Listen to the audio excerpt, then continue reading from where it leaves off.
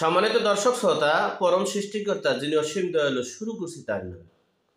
আজকে একটা গুরুত্বপূর্ণ বিষয়, সেটা হচ্ছে এই যে মব তৌহিদি জনতা, সেই তৌহিদি জনতার প্রধান নায়ক হিসেবে ইতিমধ্যে সুপরিচিত পিনাকি ভট্টাচার্য ও সাংবাদিক ইলিয়াস সাহেব এবং এই গাফেল জুলফিকার জুলফিকার সায়েদ জুলকর সায়েদ, এই তিনজন ইতিমধ্যেই প্রমাণিত হয়েছে।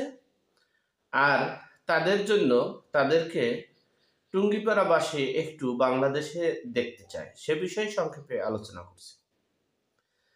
দেখেন, এই শেখ হাসিনার টানা চতুর্থবার যে ক্ষমতায় আসার পরিপ্রেক্ষিতে যে একটা বাংলাদেশের প্রত্যেকটা ডিপার্টমেন্টে কম বেশি পৃথিবীর ইতিহাস বিরল, আপনারা দেখবেন স্রোতের অনুকূলে কিছু কোনো না কোনো কিছু থাকে। যেমন আপনারা অনেকেই দেখবেন নদীতে বা খালে যদি বাঁশ গেড়ে রাখা হয় আর যদি স্রোত হয়, বাঁশ কিন্তু বাঁশের জায়গায় থাকে। যাই হোক, আমি ওই বিষয়ে আজকে যাব না। আজকে পিনাকি ভট্টাচার্য, ইলিয়াস এবং টুঙ্গিপাড়া বিষয় নিয়ে একটু আলোচনা করছি।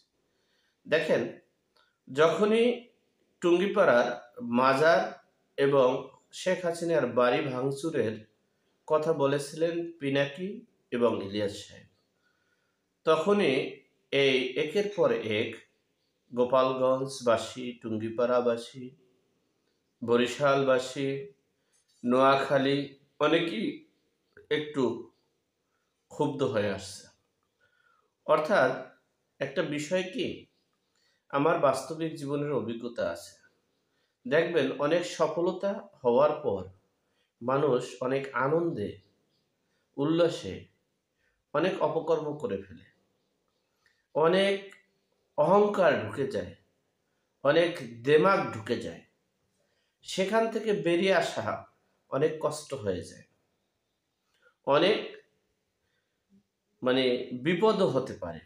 ঠিক তেমনি এই পিনাকি ভট্টাচার্য, ইলিয়াস সাহেব, এই খালিদ মাহমুদ ও এই জুলকার সাহেব এবং এই তারেক রহমান, এরা এই শেখ হাসিনার পতনের জন্য বিভিন্ন কলাকৌশল অবলম্বন করেছেন। এরপরে বিভিন্ন কলাকৌশল অবলম্বন করার পর গত 15 বছরে তারা ব্যর্থ হয়েছে। ব্যর্থ হওয়ার পর তারা এই পিনাকি, ইলিয়াস এবং জুলকার সায়েদ, এই খালিদ মাহমুদ, আরও অনেকে আছে, তারা একটা অন্য ধাঁচের একটা প্ল্যান করেছে। দেখে, তারা চিন্তা করেছে, যেমন ব্যারিস্টার সুমনও বলেছিল যে ছাত্র জনতারা যদি সরকারের দায়িত্ব নিতে পারে কোনো আপত্তি নেই, তবে এই কাকে আপনারা বিএনপিকে নেবেন, যারা বাংলাদেশের বারবার চ্যাম্পিয়ন হয়েছে, খাম্বা হিসেবে পরিচিত হয়েছে এবং দেশের নৈরাজ্যের দিকে চ্যাম্পিয়ন, তাকে ক্ষমতায় বসাবেন? কাকে বসাবেন? এরপরে বিভিন্ন একটা চক্রান্ত। এরপরে আমাদের এই জো বাইডেন, মার্কিন প্রেসিডেন্ট জো বাইডেন, তিনি কিন্তু চেষ্টা করেছেন বিএনপিকে কাছে নিয়ে বিএনপির মাধ্যমে নেতৃত্ব পরিবর্তন করতে। কিন্তু তারা বিএনপির নেতৃত্ব শূন্য এবং ডিসিশন ভুলের কারণে, সিদ্ধান্তহীনতার কারণে তারা বিএনপিকে আর রিসিভ করলেন না। কারণ হচ্ছে, এবং বিএনপির ভোট আস্তে আস্তে কমতে শুরু হচ্ছে, কিছু সমর্থন তাদের কাছ থেকে কমতে শুরু করেছে। কারণ বিভিন্ন কারণ আছে, এই বিষয়ে কথা বললে 3-4 ঘন্টায় শেষ হবে না, সংক্ষেপে বলছি। এরপরে IRI একটা সংস্থা, তারা চিন্তা করলো, তারা ট্রেনিং করেছে এবং অর্থ দিয়েছে, অনেক অর্থ পিনাকি এবং ইলিয়াস সহ অনেকেই অনেক অর্থ দিয়েছে তরুণদেরকে, যেই ফাঁদ করেছে শেখ হাসিনা নিজেই। শেখ হাসিনা এই মাদ্রাসার, আমার মতো মাদ্রাসার ছাত্রকে ভার্সিটিতে পড়ার সুযোগ দিয়েছে। আমি আমি হলাম মাদ্রাসার ছাত্র, আমি হলাম ট্রেনিং প্রাপ্ত। আমাকে যদি ভার্সিটিতে চান্স দেওয়া হয়, আমাকে যদি বাংলাদেশের সবচেয়ে স্বনামধন্য শিক্ষা প্রতিষ্ঠান এলএলভি মানে ওকলাতির অ্যাডভোকেটের, সেটা হলো সেন্ট্রাল ল কলেজ, সেখানে যদি আমাকে পড়ে দেওয়া হয় তা আমি তো ট্রেনিং করে সেখানে বিরাজ করতে পারবো। দুটা স্থান বাংলাদেশের সবচেয়ে বড় স্থান, একটা হলো ঢাকা ভার্সিটি আর একটা হলো সেন্ট্রাল ল কলেজ।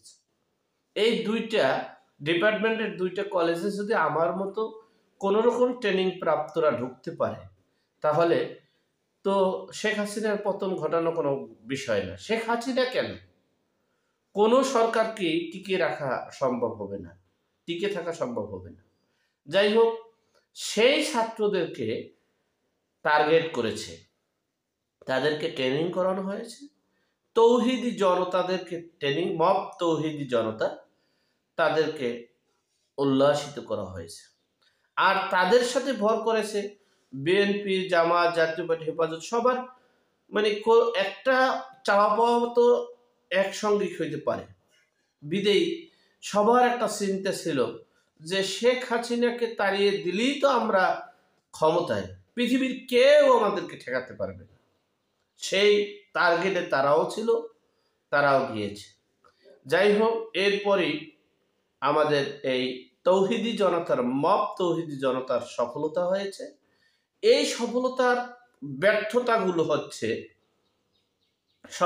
সফলতা ধরে রাখার একটাই মাধ্যম থাকতো, যদি তারা এই দ্রব্যমূল্য নিয়ন্ত্রণ, শেয়ার বাজারের সিন্ডিকেটটা, এরপরে দেখেনি যে মানে মব কিলিং, অর্থাৎ নির্বিচারে যে হত্যা এবং বিচার ব্যবস্থাটাকে ধ্বংস যদি না করা হতো, তাহলে এই ছাত্র জনতার যে ঐক্যটা, যে দলটা এবং ডক্টর মোহাম্মদ ইউনূসের মিশন এবং ভিশনটা বাস্তবায়ন করা সম্ভব হতো। কিন্তু তারা নির্বিচারে হত্যা, নির্বিচারে গুম, নির্বিচারে চাঁদাবাজি, দখলবাজি করেছে। এর পরের একটা বিষয় হচ্ছে সবচেয়ে বড় ব্যর্থতা বিশ্ববাসী দেখেছে এবং বিভিন্ন পেপার, পত্রিকা, মিডিয়ায় চলে আসছে, সেটা হচ্ছে স্বাধীনতার ইতিহাসকে রিসেট বাটন পুশ করা, স্বাধীনতার ইতিহাসটাকে ধ্বংস করে দেওয়া, স্বাধীনতার অস্তিত্বকে ধ্বংস করে দেওয়া। এরপরে এই যে ধানমন্ডির 32কে ধ্বংস করে দেওয়া, বাংলাদেশের অনেক বাড়িঘর ধ্বংস করে দেওয়া এবং শেখ হাসিনার যে উন্নয়নমূলক যে কর্মকাণ্ড, মেট্রো রেল সহ যত উন্নয়ন হয়েছিল সবগুলো ধ্বংস করে দেওয়াই হচ্ছে এই মব ছাত্র জনতার, তৌহিদি জনতার ব্যর্থতা। এরপরে দেখেন, আমি কিন্তু বারবারই বলেছিলাম যে আমরা ধ্বংসযজ্ঞ চাই না, পরিবর্তনের মাধ্যমেই আমরা শিক্ষা দিতে চাই। আমরা পরিবর্তনের মাধ্যমে নিজেরা জনগণের কল্যাণের কাজ করে নিজেদেরকে প্রতিষ্ঠিত করতে চাই। একটা কথা মনে রাখবেন, প্রতিশোধমূলক একজন মানুষকে মেরে, একজন মানুষকে নির্যাতন করে কিন্তু প্রতিষ্ঠিত হওয়া যায় না, মানুষের মন পাওয়া যায় না, ভোটার পাওয়া যায় না, আরো বরঞ্চ ভোট ওই মারা ব্যক্তির উপরে চলে যায়। আপনারা অনেক সময় দেখেছেন নির্বাচনে, আপনারা অনেকে নির্বাচনের কোনো প্রার্থীকে যদি মারা হয়, যেমন সংক্ষেপে বলি সহজে, মানে মানুষ এখন তো এই তৌহিদি ছাত্র জনতারা যারা চেনে আর কি, এই হিরো আলমকে মারছে, ভোট বাড়ছে। হিরো আলমের ব্যক্তিগত 100 ভোট আছে, হিরো আলমের কোথাও মেম্বারি করার যোগ্যতা আছে, সেখানে হিরো আলম বিজয়ী হয়েছে বা হওয়ার পথে বা কম্পিটিশন যোগ্য হয়েছে, কারণ তাকে মেরেছে, ব্যত্যাঘাত করেছে, মানে ধাওয়া পাল্টা ধাওয়া করেছে, তাকে রাস্তায় দাঁড়াতে দেওয়া হয়নি। বিদেয়ী মানুষ আর মানে কোনো চিন্তা করে না হিরো আলম কেরা, মানুষ নির্যাতিত জনগণের পক্ষে চলে যায়। যেমন আমরা অনেকের এই কন্টেন্ট আমরা যে সাংবাদিকতা ইউটিউব সাংবাদিকতা জার্নালিস্ট করি, আমরা কিন্তু বাংলাদেশের এই আওয়ামী লীগের অপকর্মের কথা প্রতিনিয়তই বলেছি। তাই বলে এই না যে এখন যে নির্যাতন নিপীড়ন করবেন সেটার কথা বলবো না। এই জন্যই এখন নির্যাতন নিপীড়নের কথা বলতে গিয়েই সমন্বয়কারীরা, বৈষম্য বিরোধীরা বা তৌহিদি জনতারা বা মব তৌহিদিরা আমাদেরকে বিতর্কিত করছে। যাই হোক, সে বিষয়ে আসছেন। এরপরে দেখেন, যখনই বলেছে টুঙ্গিপাড়া গোপালগঞ্জ, টুঙ্গিপাড়ার মাজার ভেঙে চুরমার করে দেবে, চিহ্ন রাখবে না, অনেক কিছু করে ফেলবে, সেই প্রসঙ্গেই কিন্তু দেশবাসী, বিশ্ববাসী এবং এমনকি এর মধ্যেই এই জাতিসংঘের প্রতিনিধি এই যে রিপোর্টটাও দিয়েছেন, ডোনাল্ড ট্রাম্পও কিন্তু ডাইরেক্ট বলেছেন যে ভারতের প্রধানমন্ত্রী শত শত বছর অবজারভেশন করছে, শত শত বছর দেখতেছে, তারা ডিল করছে, তারা যেটা ভালো মনে করবে, যেটা করবে সেখানে আমাদের সর্বোচ্চ সহযোগিতা থাকবে। এটা প্রকাশ্যে বলেছেন মিডিয়ার সামনে। কে কিভাবে বলবেন, কে কিভাবে উপস্থাপন করবেন, এটা আপনাদের ব্যক্তিগত ব্যাপার। এখন এই যে মব কিলিং তৌহিদি জনতারা প্রতিনিয়তই দেখেন, এই যে মানে গত ফেব্রুয়ারি, এই যে গতকালকে অর্থাৎ 14ই ফেব্রুয়ারি যে ভালোবাসা দিবসের যে স্ট্যাচু ভেঙে চুরমার করে দেওয়া হয়েছিল, এরপরে মাজার ভেঙে চুরমার করে দেওয়া হয়েছে, অনাকাঙ্ক্ষিত অনেক ঘটনা ঘটেছে। পৃথিবীর ইতিহাস বিরল, চাকরিতে সুপারিশ করা ব্যক্তি আবার চাকরি থেকে ফেরত দেওয়া মহিলাদেরকে, মা বোনদেরকে যেভাবে নির্যাতন করা হচ্ছে, পৃথিবীর এই যে আমরা যে স্বৈরাচার শেখ হাসিনা বলি, শেখ হাসিনার আমলে এরকমের একটা ঘটনা কেউ দেখাতে পারবে? যে প্রাথমিক শিক্ষকদের উপরে, যে মা বোনদের উপরে যে নির্যাতন নিপীড়ন চালাচ্ছে, দেখাতে পারবে বাংলাদেশের ইতিহাসে এরকম আর একটা ঘটনা? পারবে না।